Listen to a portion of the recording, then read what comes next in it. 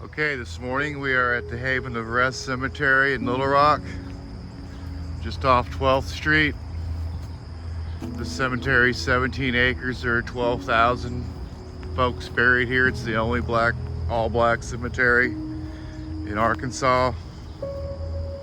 In 1961, the Oddfellow Cemetery was to be removed to make way for a hotel, so they moved 450 Black Americans over to this cemetery.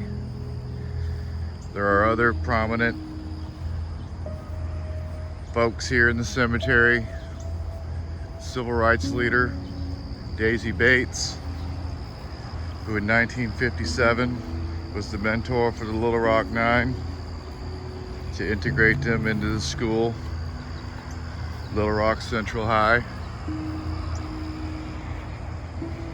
She was the president of the NAACP and was put in charge of making that happen.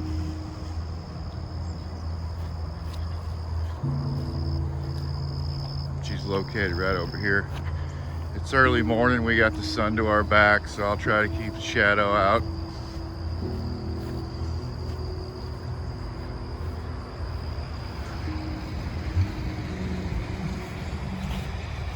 And here's where Daisey's laid to rest.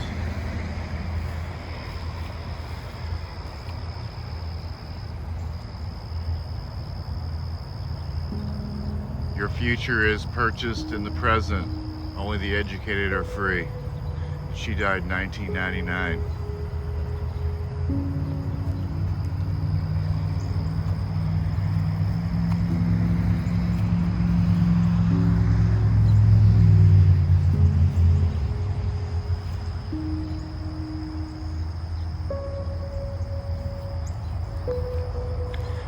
Also located here at the cemetery is Scipio Jones. He was a lawyer in a famous case. And let's go find that grave.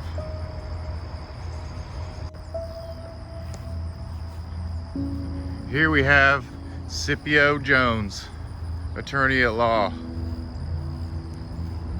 You might know him from the Elaine 12 or the Elaine Massacre in 1919.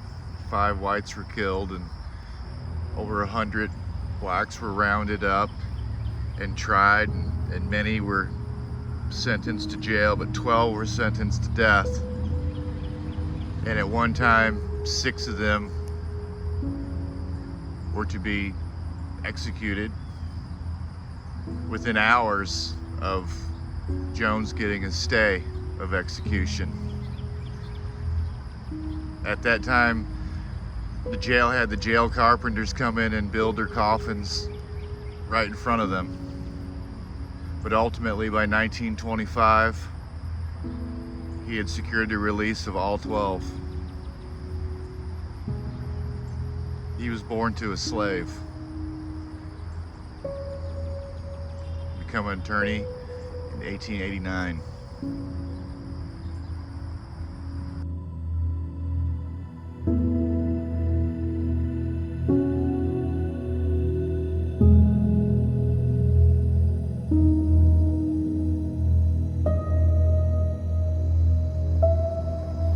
Here near the center of the cemetery is a rock with a bronze plaque on it in memory of the 21 boys who perished in the fire at Arkansas Negroes Boy Industrial School in Wrightsville, Arkansas, March the 5th, 1959. There was a wood stove in the building where the boys were. It caught fire. 46 boys escaped and 21 perished. 14 of them were unidentifiable, and they're buried here in a mass grave. They got out by kicking the steel mesh covers off the doors because it was locked from the outside and there weren't any adults around to unlock it when the fire broke out.